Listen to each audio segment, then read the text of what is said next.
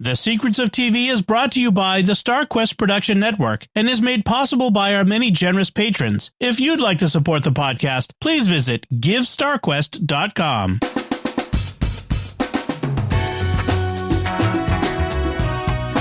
You're listening to The Secrets of Television, where we take a closer look at the stories behind the stories, exploring the themes, characters, and hidden meanings in the shows everyone's watching and the classics worth remembering. Hi, I'm Patrick Mason, and joining me today is Jack Haecker. If I can say your name, Jeff Haecker. Hey, Pat. Hey, Jeff. And Rob Leonardi. Hey, may the 4th be with you. Wrong podcast. Yeah. And with your spirit. All right, this week we are covering episode 7 of Daredevil Born Again, season 2, The Hateful Darkness. And throwing it over to our good buddy Jeff for the recap. Go, Jeff, go. So Karen is booked into prison, and Fisk visits her, talking of the people she has taken from him, but she still taunts him. He tells her to make her one phone call. Jessica visits Mr. Charles, threatening to kill him if he comes to her house again, but he tells her he is the only one who can connect her with Luke, and that Fisk is planning to kill the governor. She meets with Matt, and Cherry comes to tell them Karen is booked into the precinct to get her into a vigilante trial. Jessica tells Matt that Fisk needs to be put down and the city needs him. Matt unchains Bullseye, telling him that he can balance the scales, but he still hates him. Karen is brought to court, and Kirsten argues that a vigilante is the last resort of a broken society for justice. She calls in Matt Murdock for the defense as her co-counsel. Matt and Kirsten question the task force, reminding the judges that they are being observed by cameras. The governor calls the attorney general to suspend Fisk, and Daniel has a change of heart on BB and tells her to run. The court adjourns, and Matt and Kirsten are escorted to their car by Cherry, but Matt hears the task force coming. Matt is shot in the leg, but stops the car with his baton. The governor is almost killed by an assassin, but Bullseye stops the attack and saves her. Daniel comes to Buck, and Buck attacks him when he won't give up BB. Heather visits Karen, and Karen tells her about her love for Matt, and Heather comes back at her, telling her about her brother and Wesley. Heather attacks Karen, and the episode ends where Buck kills Daniel while Matt prays in a church. Dun, dun, dun. Dun, dun. Yeah. Right, so a lot of heavy stuff in this one. What were y'all's impressions of this episode? It made me heartbroken. I was wrong. Don't tell my wife I said that.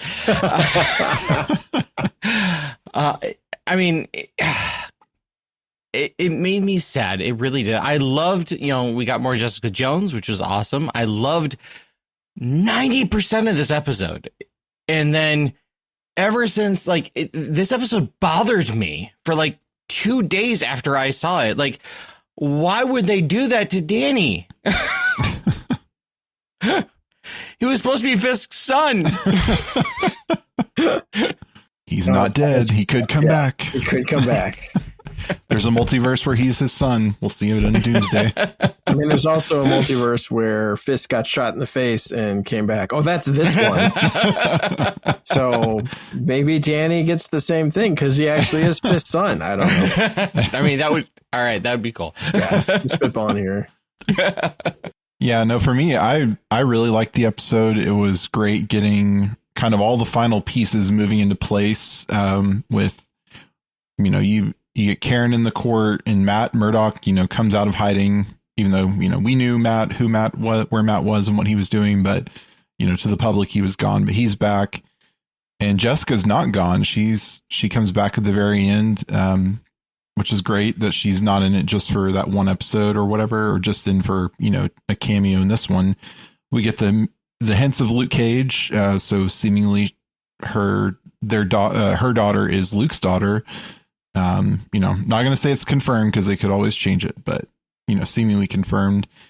And yeah, it's She-Hulk's daughter. And Jessica Jones has no part of it at all. What? That tracks. Anyway, baseball, huh? That's a multiverse that I don't know if I want to go to. And then, yeah, sadly, Daniel seemingly is gone. And Buck did not get his redemption arc. He seemingly is fully on Team Fisk and Team Kingpin. So I don't really see much of a redemption there anymore. And BB's gone. Presumably she's gone to ground.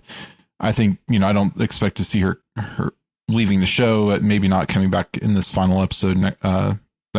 The final episode, but yeah, no, I really loved it. I thought it was a great episode, and it ends on a great scene of Matt praying for about lost causes, and Jessica Jones, pretty lost cause herself, arrives. So I thought that was pretty cool. Yeah, I think it was a very well done episode overall. I'm mad about the last 25 seconds of the show. The rest of it done very, very well. Even the last 25 seconds is done very well. I'm just not happy about it because I liked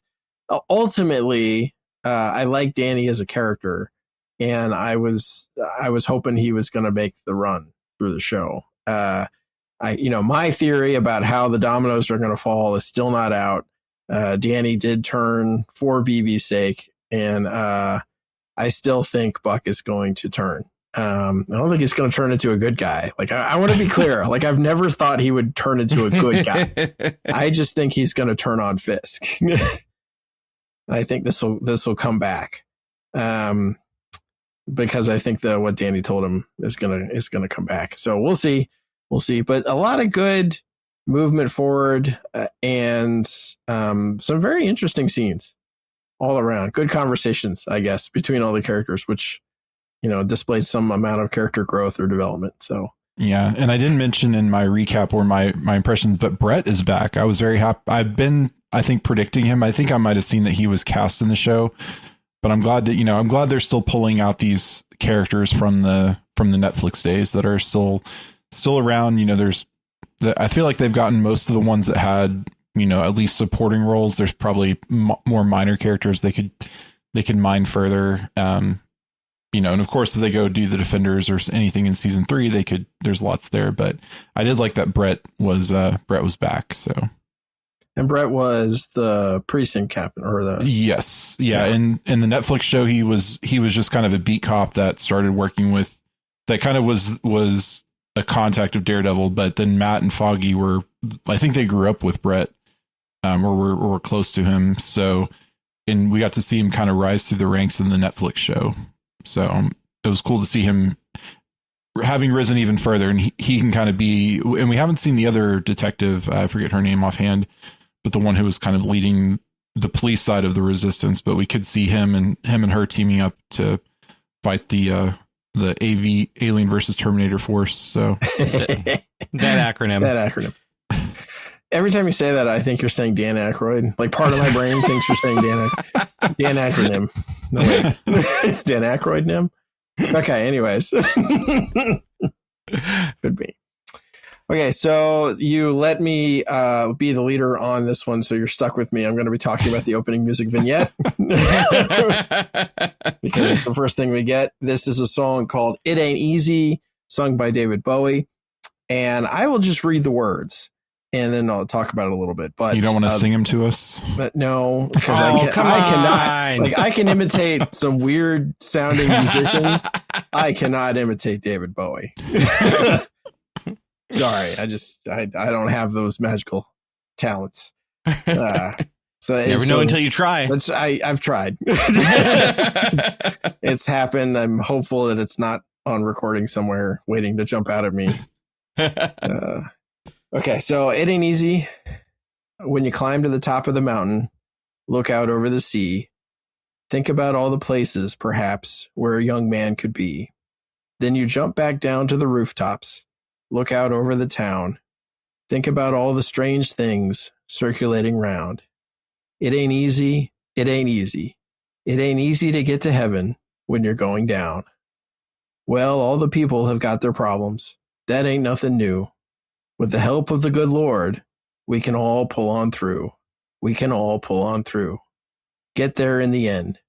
Sometimes it'll take you right up, and sometimes down again. It ain't easy. It ain't easy. It ain't easy to get to heaven when you're going down. So again, very much similar to the first song vignette that we had in the first episode with the eyes. This is just the episode, right? They capture the episode in the form of a song. There is, in fact, a third verse, which is not done, and it does not fit for the show. So bravo to the writers and to the music directors for picking out a relatively perfect song for what we get as, we see the standard incarceration method, or at least partial incarceration method of Karen, and we see Fisk getting ready. We see a lot of people, see Matt kind of listening to the word on the streets, and it's everybody sort of getting ready for the major events that are going to occur throughout the course of this episode, and kind of trying to figure out how to solve all of their problems depending on who they are. If you're Fisk, your problem is the vigilantes or Daredevil and Poindexter. If you're Jessica Jones, the problem is Charles. If you're Charles, the problem is Fisk. If you're Daredevil and Karen, the problem is Fisk. If you're Poindexter,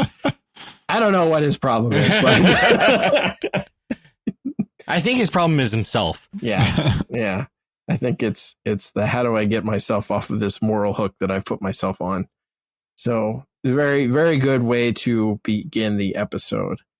We then end the song with Fisk at Karen's doorstep. I don't know how to put it. Cage. Prison cell. What do we think about this scene here? So it was really interesting to see what Fisk was wearing, right? Because he had the white innard, then the black, and then white over top, playing with that color of both black and white again. I think kind of showing, he's still mayor, but he's now kingpin, and he's kind of playing both roles now. And the interaction with him and Paige, with she's like, you're scared. I kind of like it. Yeah. That takes some gumption. Yeah. And then she gets close to the bars, and I'm like, why would you do that? Yeah. Yeah. But it's like, at the same time, she knows that if something were to happen, then she's almost baiting him to do something more, right? And so that it can be public for everything, even at the sake of her own detriment there. It was a very risky move. Yeah, it was interesting because she was taunting him. Like, she wasn't just like saying, arguing with him. Like, she was actually taunting him about Wesley, and he's talking about the people.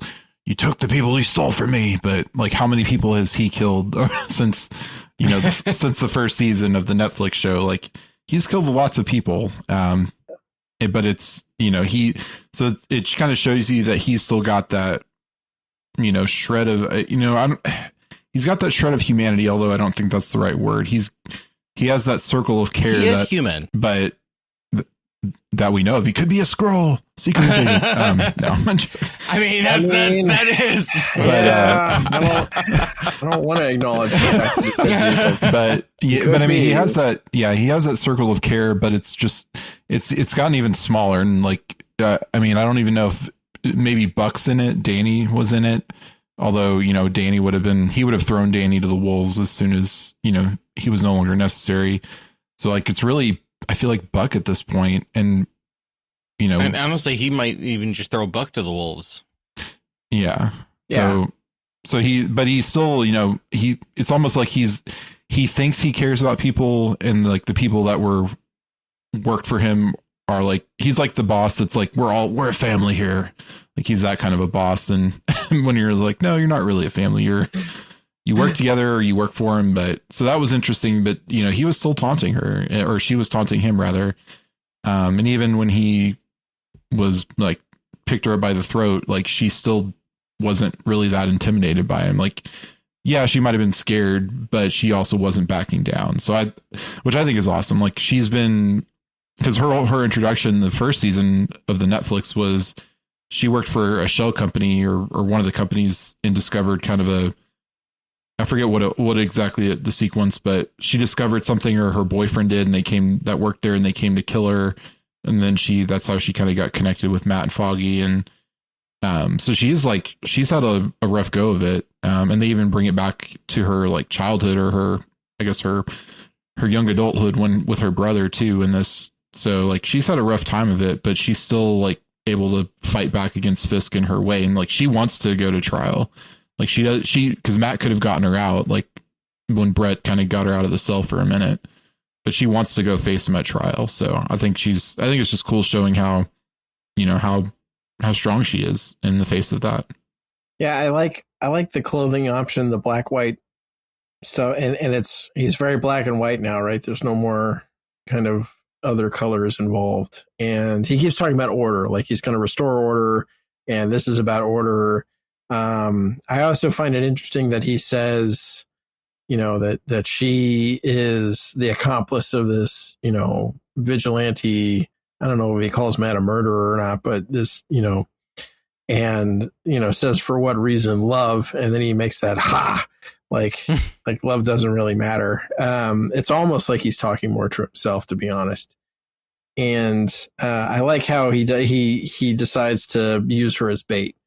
I think that was a pretty good writing, twist of it, put her in regular jail and then dangle her out there and let the people I need to kill, or I really want to kill. Cause I think that's all he's really got at this point. He is a vengeance machine, and he wants to take Karen out, and he wants to take Daredevil, and he wants to take Bullseye, but we'll see. So, we move from there to Jessica Jones and Charles, if I remember right. So we kind of have this I don't know, B plot line going through the course of this show with the governor, Jessica Jones, Charles, and Poindexter.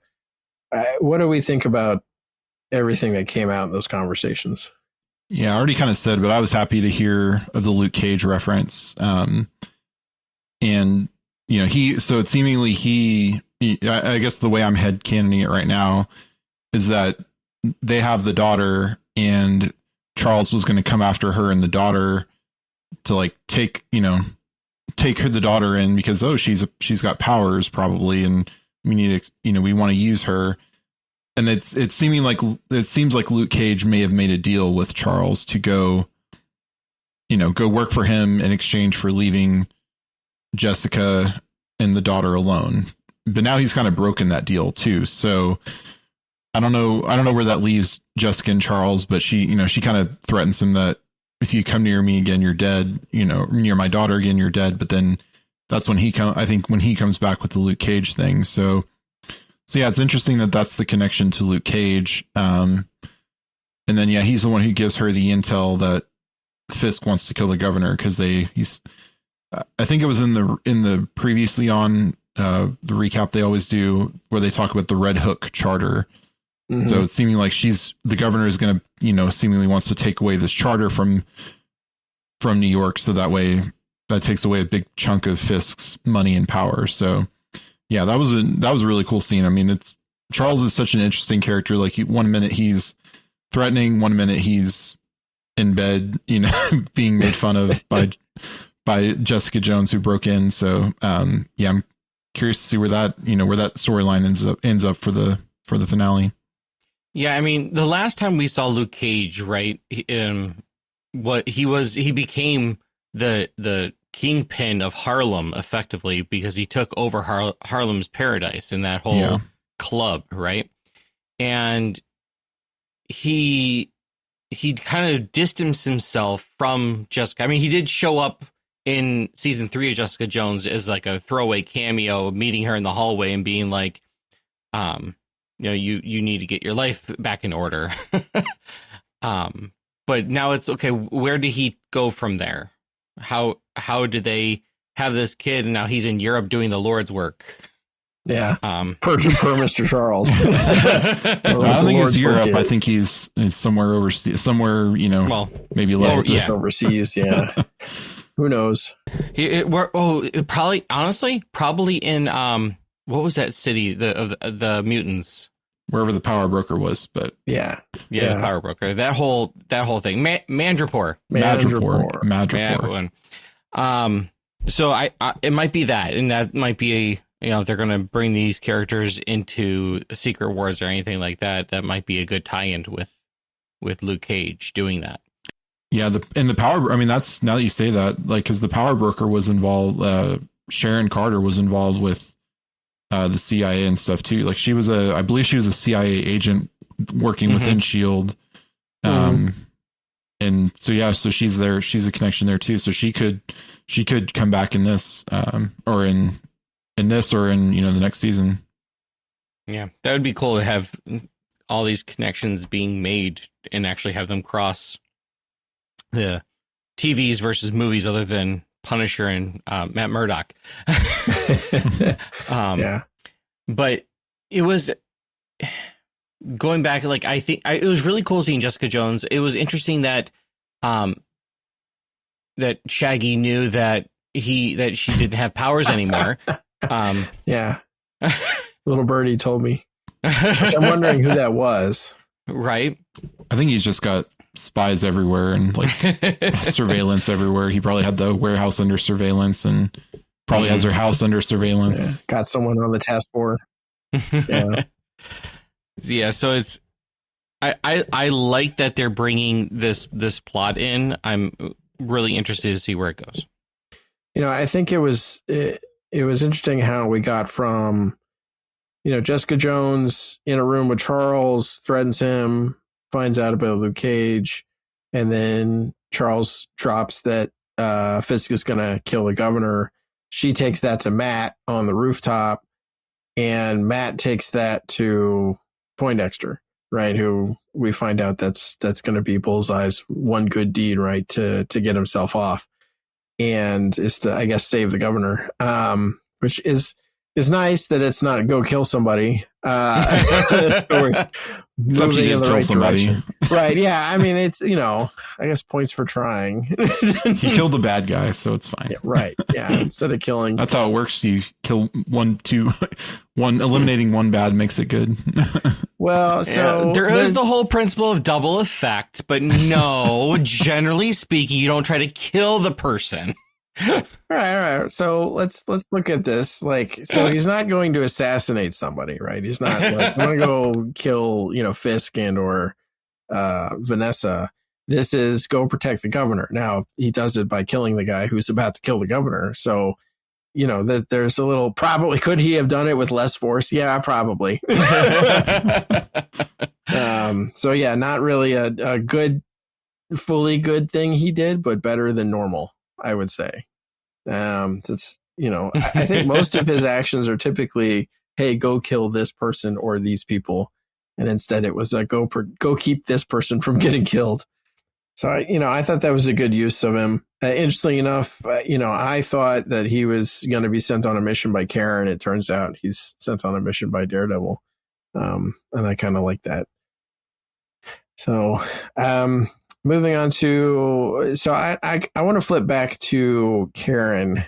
Actually, I think I want to talk about Heather. Let's just talk about all of Heather's stuff. You mean Muse? That's right. Muse 2.0. Muse.0. Muse 2. Hughes. Yeah, Hughes. Yeah, there we go. Let's talk about Hughes. So she has two scenes in this one. One is with Fisk and one is with Karen. What do you guys think about these two? So it didn't make sense to me last episode when she just stole one earring. Like, hello. Let's leave evidence behind. Like, but I think that shows that goes to like, she's not thinking straight. Anybody who's going to go and steal something, you're going to go steal two earrings, not just one. Like, don't leave the question of, hey, where did this one go? It's out of sight, out of mind. Like, not that I'm a thief or anything, I promise. But it was interesting that Fisk then kind of gave it back to her and like knew it was her and didn't really do anything. Like didn't I expected some sort of repercussion from it other than just, I'm disappointed in you sort of talk. It's kind of like a do better next time, slugger. Like, but then seeing her with Karen and doing the whole fake psych eval thing, it was, you got the one angle of her. I don't know if it was exactly the Dutch angle that Pat was talking about, but you get the angle of her on the left side of the screen, and then a blurry Muse in the background. It's like, clearly she's coming out here, right? And they start going back and forth of really picking at each other, going all the way to Karen killing her brother apparently, and Karen's trying to stir up her feelings about Matt, and it was a very well done scene in that sense. Yeah, the whole stealing the earring thing and Fisk kind of giving it back to her. I think it's almost like he's kind of acknowledging that, okay, you got a little darkness in you too, and you're bought into what I'm selling. So I think that's what that was. Is he was telling her, like, by giving her the other one, he's kind of like, okay, you're on my team, and like you're on Team Fisk now, and you've kind of started walking toward that darkness, and hello darkness, my old friend.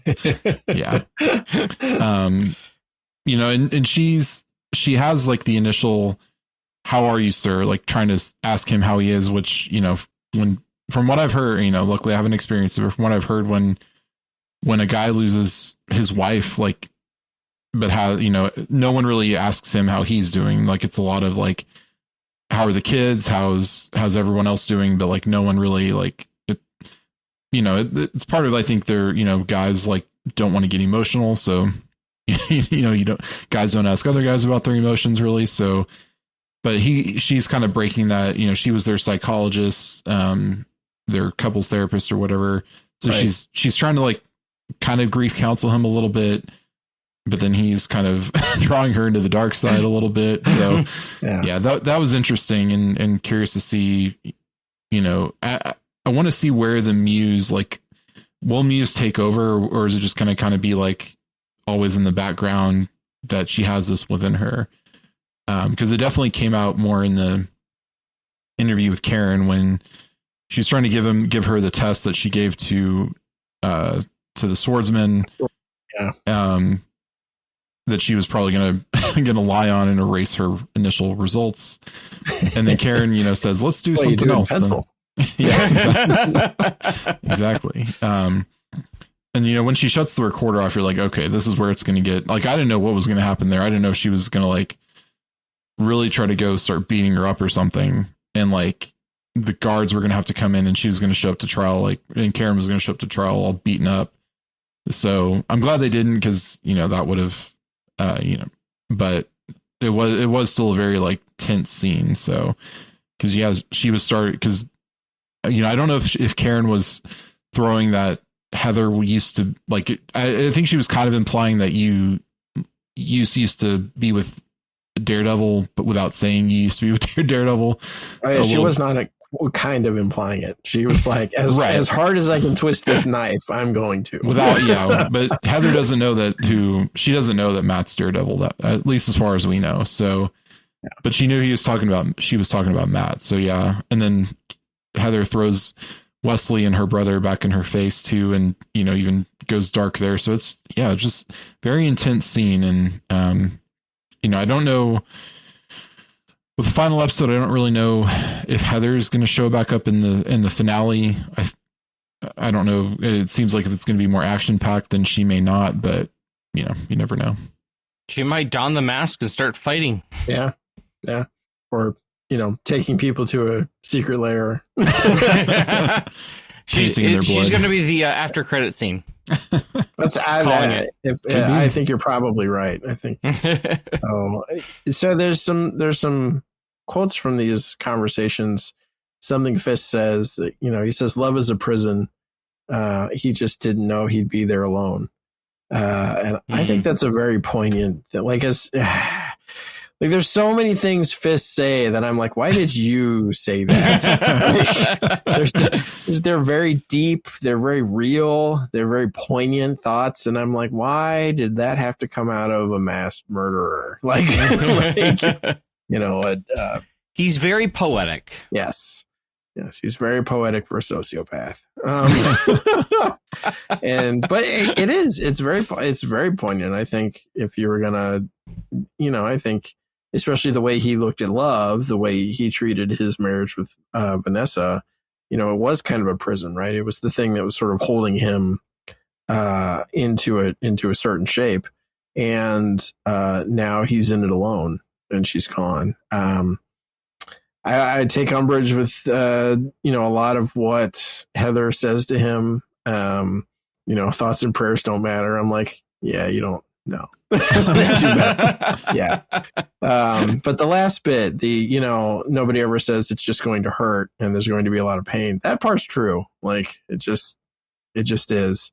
But yeah, not great grief counseling for like a single 5-minute session. I too thought it was really odd, strange. I don't know, the whole Fisk showing mercy, but I think the acknowledging the darkness or bringing her in maybe is probably the reason he did it. Fast forward to the Karen Heather scene. Yeah, talk about an intense scene. I really think, there's a lot of other stuff that happens in this episode, and it almost feels like 2 separate episodes happening at the same time. So, and we'll get to the BB Daniel Buck stuff later, or at the end. But this seems like one of the core things that happens in this episode. And we learn a lot about Heather kind of internally from how Karen is jabbing her and makes her, she basically strikes a nerve within Karen or within Heather because Karen struck the nerve because Heather struck the nerve. They strike nerves in each other. That's what I'm trying to say. Because, Heather brings up the fratricide, which I don't remember. Did that come up in the original show? I don't remember. Yeah, it was in. So I'm trying to remember. I think it was in season 3 of the Netflix show where they kind of go back to her. Like, she goes back home for a while and like reconnects with her dad, and she basically used to be kind of I think from what I'm remembering, she was like a party promoter type of thing. Like, she would go to parties and try to get and like promote like selling liquor and drugs and stuff. Okay. And I forget exactly what all I think it was that her dealer or like the guy that she was working for was there was something there, and her brother tried to like get her out of it, but the guy killed her brother, and then I forget what happened. I think the dealer got killed too, and I think they shot each other but it's been a while. So yeah, it's not that she killed her brother, but that like the actions, because I think she went to college and then was like this party girl and got into this like drug party scene. And I think through that whole sequence is when she like it led to her brother getting killed in that kind of shootout. And I think her father still blames her. Like, I think her family owns a restaurant and they're about having to close it for, because they're running out of money and stuff. So there's a lot of like family tension there. So she kind of went off to like after that whole series of events, she went to the city to get a job and thought she was doing well, and then happened to work for a corporation that Fisk owned that led to other things happening. So yeah, I mean, it's a sad story. She was a country girl, and then she got turned into a vampire, and then she got on this other show. Oh wait, sorry, wrong character. So that was interesting hearing all that come out, and then bringing up Wesley again, which is, I don't know about you guys, but when Heather killed Wesley, I kind of cheered. Like, I liked Wesley as a character, but like I don't know. I always like it when characters make it out of like those kind of situations due to the stupidity of the person who put them in them. And Wesley, for all his faults, he normally wasn't dumb, but he was that one time. That's all it takes. Yeah.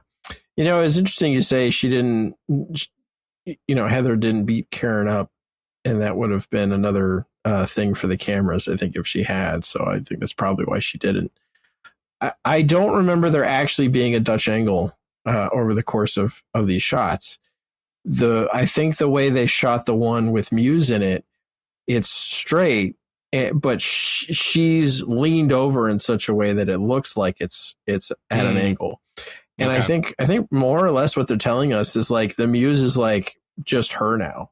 Like we're not seeing like a person who's conflicted or having problem. Like she is, like that's, you know, to put it in Dexter terms, that's her dark passenger. And so the Muse is in the back there. I just think that's kind of who Heather's become at this point. I'm not, you know, we'll see, but I think you're probably right, Rob. I think we'll see her at the end of, you know, whether it's the very last scene of the show or, you know, the end credit scene, we'll see. I kind of expect the end credit scene will probably be a Defenders thing, but we'll see. Okay. So I think, unless you guys had more about that, we can go to the trial where we have, I guess we could talk about the scene where Karen is taken outside of the precinct and she talks to Daredevil in front of a very brightly lit semi-window thing kind of open to the precinct. Yeah. Well, I mean, it was Brett kind of set it all up, so he's probably told his officers, like, go get a coffee or something, and he'll watch the prisoner for a minute or whatever. So I didn't think it was that suspicious. Maybe it's just that in the show, cops are do all kinds of things that break the law. So maybe it's seeing one do just something like that is like, it's not that, you know, not out too crazy out there. But it was interesting that they both kind of agreed that she needed to go to trial and she needed to kind of confront Fisk in the courtroom, even though he wasn't in the courtroom, but like confront the concept of what Fisk is doing in the courtroom. So I did like that. It was kind of he wasn't going there to try to break her out, like, because he knew, I think that would have set Fisk off even more, set the task force off. So like they were just going to have kind of a final, like potentially a final meeting if things went badly, which, I mean, they kind of did go badly when the task force comes after Matt and Kirsten in the parking garage. So yeah. No, I like the scene though, and I like seeing. I was happy to see Brett again. So yeah, I feel like that location has been used by like every police involved show ever. Like I feel like I saw that and I was like, that I've seen that on The Wire. I think I've seen that on Animal Control. I think I've seen that location. Like, so that must be just like a free use backlot somewhere in Hollywood. So we get to trial, and Karen's on trial. And again, this is another, you know, not real trial, because you have a 3-panel, you know, tribunal of judges and no jury, except that you kind of do this time because of all the sure about that, Your Honor? Yeah. And dramatically pans over to the camera. The camera dramatically pans over to the camera. So what did y'all think about the trial? I like how they brought Matt Murdock back. Like that was a nice way to bring him back to the public face. And then they knowingly, like, they're doing this, the task force is going to try to kill them. They're putting it all out there, but it's very much, if you're going to take down his enterprise, you have to do it from the public. And this is the way to do it. You can't just go and take Fisk out and hope that these AVTF things, that acronym, they just start towing the line of regular police people. Like the entire task force is going to have to be dealt with in some way, shape, or form. And maybe the idea of, you know, the body count has to dwindle down somehow. Eventually, Pal is going to be on his own. Like it's gonna have to happen in some way, shape, or form if they're gonna, have some semblance of normal society back. And the way to do it again is in the general public's eye. So it was a very cerebral idea to do it this way, and I like it. Yeah, combining kind of the kind of the protest at the vigil, and then now, the underground Fisk stuff. Now that BB's on the run, so I think the BB report is going to come back as the true kind of what's going on. She's going to expose everything. I think that's going to happen, where she's going to kind of expose everything happening. You have the stuff with the trial happening, kind of putting, it's a trial. It's like putting Fisk and his, his whole plan on trial. And then you have, the vigil stuff where the protesters, and you have so it's a lot of things kind of all coming together, to kind of fuel this rebellion against Fisk. And we haven't really seen kind of the organized, rebel alliance against Fisk type of thing happening. We've seen like bits and pieces, but I think we're going to find, now that the pieces have all kind of fallen into place, I think we're going to kind of see that. And I think the trial was part of that. And Kirsten's line of, I forget what it was, like a vigilante is the last resort in a broken society for justice. So I think that was really interesting, because I mean, in this society, fictional society that never has any, that never doesn't reflect the real world at all, police can be bad guys. And so, not at all. Not all. Of course, not all. Not most. But anyway, it reflects that they have to, vigilantes have to. So I think that's where that's kind of your hook into the Defenders of, we need people to come in and, fight these people. And we still haven't seen Angela with her powers. She wasn't in this episode, but I think she's going to, I'm hoping we do this season or next. But yeah, the trial was very interesting. And like, it seemed like they were even the judges were kind of having a hard time, like disputing what Kirsten was saying at times. Like, you were told this. Oh, you didn't see it? Powell told you that? Oh, that's interesting. Or like, you needed a troop carrier and, machine guns to go do a wellness check on a blind lawyer. Yeah. So yeah, that all was very interesting, that they're kind of using the tools of, Matt's using his tool of being a lawyer, because that's kind of how it was in season 1 of the original shows. Him and Foggy were trying to fight the good fight from the courtroom, but then he, had to go outside of the courtroom, but now he's back. So, and he tried to go back for a while too. So I like that they're kind of showing both sides of Matt, and his legal knowledge here. I think it's interesting. Like, if anybody just thought about it, like, they could easily piece together that Matt Murdock is Daredevil. Like, you have all these task force people doing a wellness check with machine guns.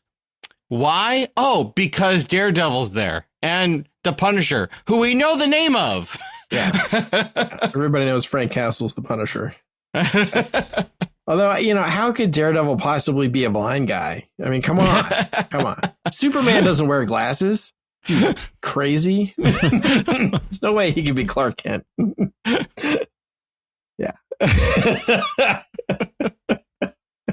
Yeah. I like seeing Matt back as Matt, right? He's been Daredevil for most of the season, and seeing him come back as himself, more as himself, we see this, and then we see the later scene in the church. I think, this is very much a Matt's kind of back to being Matt. And I really like that. I liked the trial stuff. And I thought it was a pretty interesting move from Fisk's standpoint. He's like, yeah, you guys are, you're burning my chances to be mayor again. But this gives me my opening to find you, right? He calls Karen the wounded soldier crying out for help, waiting for the cavalry to show up, and then we get a shootout in an underground parking lot, which never goes well for anybody. Yeah. Yeah. Well, and then I don't know if you talking about the end of that scene with Matt, kind of the end of the show. Obviously, we can go back and talk about BB and the really sad part.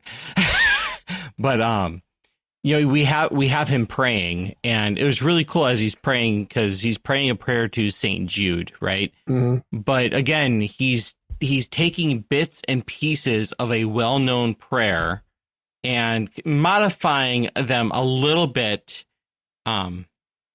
I honestly, it's probably just because of the fact that, I mean, okay, aside from the fact that they're cowards, part of the fact that it is a longer prayer, right? I think he takes maybe like a fourth of the words of the prayer to actually pray.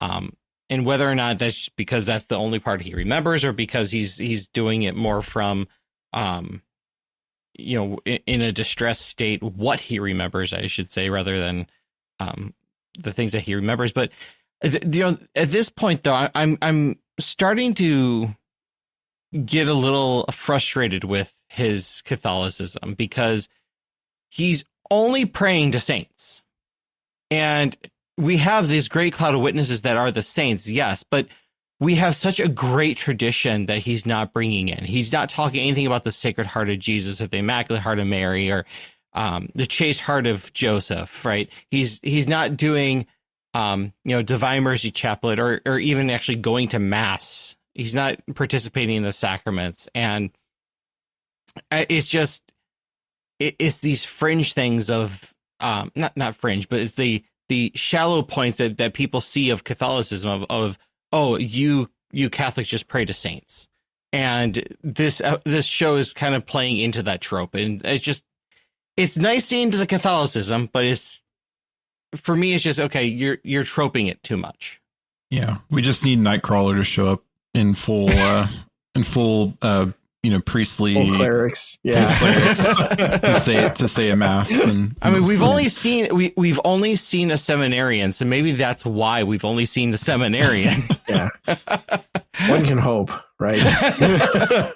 Yeah, because in the first season of Born Again, there was the scene where he was like standing outside of a church when a mass was going on or something, and he heard I think it was he heard the Our Father. But yeah, I mean, I guess it didn't really bother me, because I mean, again, I just don't expect them to do anything like that justice. And I mean, it's just not the format they're gonna try to. No one's watching Daredevil to get preached to, I don't think. So I would hope not. Right. So I'm not saying that we should have Daredevil preach to people. Yeah. It might be nice to see more depth to like other than just saints, which are great. I'm not denying that. There's a lot more of a beautiful faith that we have. Yeah. Yeah. Matt's, so, what I would call this is foxhole Catholicism. So what we've seen over the course of this season is, if Matt is in distress, then he ends up in a church and he says a prayer. And typically, it's to one of the saints. And, I get it. I think the way they pattern them is, it makes sense for the situation he's in, St. Lucia. Absolutely. And then this one, St. Jude. So, and I can read the words he says, St. Jude, patron of difficult cases, of things almost despaired of. Pray for me. I am so helpless and alone. Please pray for me that God comes to me in my hour of need, and I receive consolation in all my tribulations and sufferings, and that I may bless God with the elect for all eternity. Amen. And you're right. The typical novena to St. Jude is probably about 4 times as long as that. But he at least picks the right saint for the situation. Yes, I will say that. Yes, but you're right. And the reason I called them cowards back in season 1 / my review of the original is because they weren't going to show a faithful Catholic. And I've been kind of more or less proven out right. Matt's a bad Catholic. He is effectively a foxhole Catholic. I'm part of me, the part that always has hope, wants to see him sort of come back into full communion with the church. And I kind of hope he does, maybe over the course of the next season, but I don't know. Like I said, they are cowards. Well, when he meets Nightcrawler, just need his mom to show back up. Yeah. When he meets Nightcrawler's going to bring him back. I mean, that's a possibility. You never know. Since Nightcrawler's supposed to be in the Doomsday, so instead of a whole like women's shot like in Endgame, we can have a whole Catholic shot. Yeah, that'd be pretty cool. I don't know how many. Of course, anything I say in this podcast apparently is proven wrong. So yeah. I don't know how many Marvel Catholic heroes there are. Although John Paul II was in a Marvel comic. This is true. So, he might make a comeback. John Paul II will return in Avengers Doomsday. What? I feel that was a little sacrilegious there, Jeff. You go pray some Hail Marys. No, I'll go pray to St. Jude. I'll be fine. The Lost Cause. Speaking of lost causes, Daniel, BB, and Buck. Who wants to go first? Daniel could have done anything else, right? I mean, I was fully expecting him to give BB over. Not fully, but like he once he made the text saying to Bucks with the address, right? I was like, oh, perfect. He's gonna. It's going to play out. He's going to be Fisk's son. It's going to be awesome. I'm going to be right. And and then he's like, okay, run. I was like, okay, cool. Now, what are you going to do? Right. And he came in like a lamb to the slaughter. He knew he was going to die. He came in. He didn't bother putting up a fight. He didn't do anything. It's like, you could have done anything else. You could have said anything else. You could have gone with her. You could have a million different possibilities out there. And you chose to just go die. Which, yeah, I get. He says that he doesn't want anyone else to know what he did with burying the body, right? And God only knows how much that really affected him and haunted him. But that's not the way to do it. Like, I don't know. And then I do think that, you know, what he says at the end to Buck, effectively, I'm paraphrasing because I'm not reading it directly, but at what point are you going to be the one on the floor with the gun held over you, right? Yeah, how long until you're the one with the gun pointed at your head? I think is along the lines. And it's like, okay, how true is that? And I think that last look back after Buck kills him, I think you can see like, okay, yeah, maybe he's right. And then it's interesting in how they shut down the episode where the screen goes black, but then you hear the door open and close. Yeah, and the footsteps on the door. Yeah. Yeah. Well, so the way I'm kind of reading it and kind of trying to make it make sense is that he was giving BB time to get away, I think, because she doesn't have that much time to get away. Like, she probably doesn't have money to get out of a lot of money to get out of town. And like, she probably doesn't have those resources, like, because she's, you know, she says she put all of her money into the BB report, and like, she's not a rich person. So I think she would have had limited time. So I think Daniel was just trying to like buy her time to get away. And I think maybe Daniel thought that Buck was going to, like, maybe he would turn good. Maybe he would turn good there and not, but clearly it didn't happen. Yeah, so that's how I read it. Like that he was going to, like, because he was going to try and turn Buck too. So I mean, if Buck couldn't catch up to Ray, we don't know what happened there. But yeah, so yeah, I think it was just that he was trying to give BB time. I think is pretty much the sum of it, and also trying to think he could get Buck to kind of go on the good side. But Yeah. I don't think Daniel thinks he could run from Buck. I think he thinks no matter what he does, Buck's going to find him because probably, yeah. Unlike BB, who doesn't have any ties anymore because, you know, her uncle was already killed by Kingpin.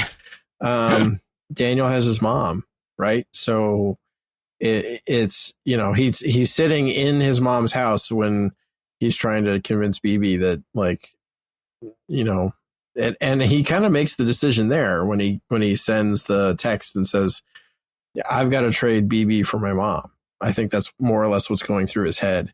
And then he finally gets there and he's like, yeah, I can't even do that. Like, I can't, like, so I will sacrifice myself so that my mom doesn't get killed. Because that's the kind of person, you know, I know who Fisk is. And it really broke my heart because I was really hoping Buck would turn then. I'm still holding out. I think Buck will turn. I think it'll be a matter of, like, he realizes, yeah, Daniel was right. And, you know, Fisk is going to be willing to throw him to the wolves the same as anybody else. But I was really hoping it would happen then. You know, when I saw the Buck shoot Daniel, I was like, no way. I had to, like, rewind and watch it again just to make sure. And I'm like, yeah, his head moves and everything. So, but you never know. There's always the bullet to the head that doesn't actually kill you. You've already seen in the show. And there's also a chance Buck may not come back. Like, he may have done that, and then the look back and the door closing may indicate that he's gone. Like, he's like, well, I'm going to ghost too now. I doubt it, but I don't know. But yeah, I don't know, just so disappointed. Come on, Buck. Yeah. There's still good in you. But what is he going to use his skills for next? Well, didn't we did confirm he's kind of a villain of his own kind in the comics, right? Like Bullet, I think, is the name. He's kind of yeah, but he's also been he kind of plays both sides where he helps out Daredevil once in a while, if I remember right. I still want to, like, just from a pure action scenario, I want to see Poindexter and Buck. I mean, we could. You know, I want to see that fight. We could see that happen in the finale. Yeah. Very much going to be Neo Agent Smith kind of stuff. I assume. They're going to be bouncing bullets off of different objects and yeah. Yeah. So we've the finale coming, and that's it for this season. Yeah, Any wild predictions for what we're going to see in the finale? Oh, because we get Jessica Jones come in, right? She immediately answers Matt's prayer, right? God's like, fine, here you go. Here's the Jessica Jones. Yeah. Well, I like how, you know, when Matt and Jessica were meeting on the roof, Cherry comes back, which is nice seeing him. Mm-hmm. And Cherry tells her that the city needs her, right? Trying to pull her back in. Mm-hmm. And then she, of course, says that to Matt. Yeah.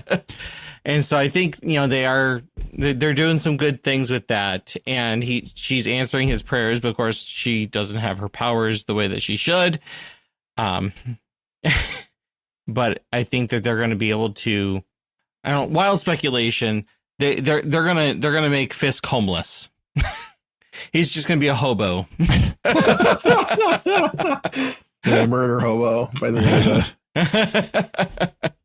of the true definition of a murder hobo. Yep. Yeah. Yeah. No, I mean, I think it's going to end where Fisk is ousted from the office or leaves the office. You know, because obviously there's a season 3 and he will return in that because he has to.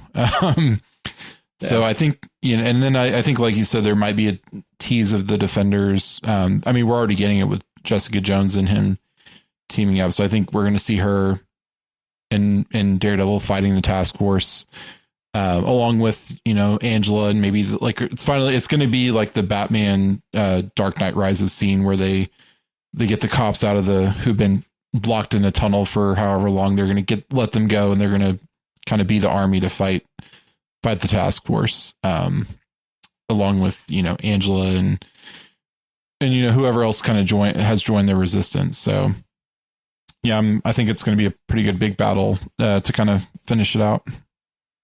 My worry is that if they actually do a whole Defenders thing, that they're going to have to bring in more mystical stuff and magical stuff, and not tie it back to Doctor Strange or anything like that. Yeah. How weird Iron Fist got. Right. Yes. Yeah. It's supposed to be a show about another person who uses technology. Yeah, most of it's not about that. Yeah. I think I'm still holding out hope we're going to see Wong show up. Seriously, I do think there's a possibility we could have either a Spider-Man or a Punisher or both cameo. I think it'd be really cool if they bring them on. Jessica Jones obviously is going to be there. I feel like they're going to have to bring somebody else in. I just don't know who necessarily it's going to be. But it's going to be a takedown of the task force. Well, it depends on where season 2 and season 3 are going to be within relation to the greater MCU too, because if this is, we have Doomsday dropping before season 3. Mm-hmm. Yep. So what if Doomsday shows up? That'd be cool. With Doom. And he just pulls them into the main MCU. Yeah. I mean, I think we've talked about this. I think this is taking place this season is after Thunderbolts, and then Spider-Man is going to be the next chronological thing. Right. And then we're going to have the events of Doomsday, which probably really won't involve these characters as much as I want, as cool as it would be to get them in there.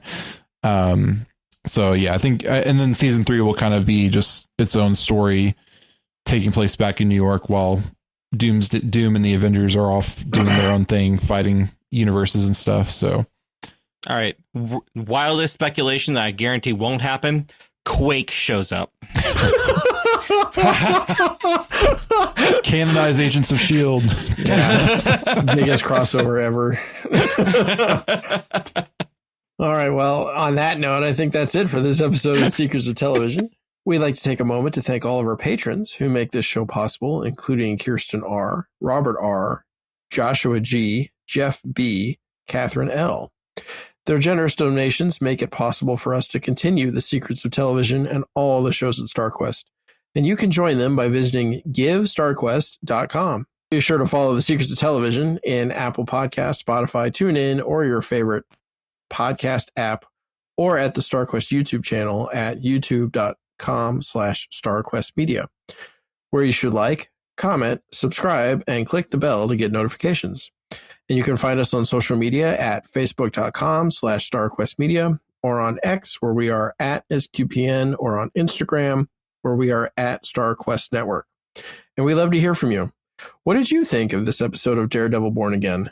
Let us know by commenting on the show post at sqpn.com/TV, or send us an email to tv@sqpn.com, or visit our awesome and super cool StarQuest Discord server at sqpn.com/Discord. We'll be back next time with our discussion of the season finale of Daredevil Born Again, Season 2. Thank you for joining and sharing the secrets of Daredevil Born Again. And thank you for joining us, Rob Leonardi. Thank you, Pat. And thank you, Jeff Haecker. Thanks, Pat. And once again, I'm Patrick Mason. Thank you for listening to the Secrets of Television on StarQuest. Here's another show on the StarQuest Network you're sure to enjoy. The Secrets of Stargate. Find it wherever fine podcasts are found, or at sqpn.com/Stargate.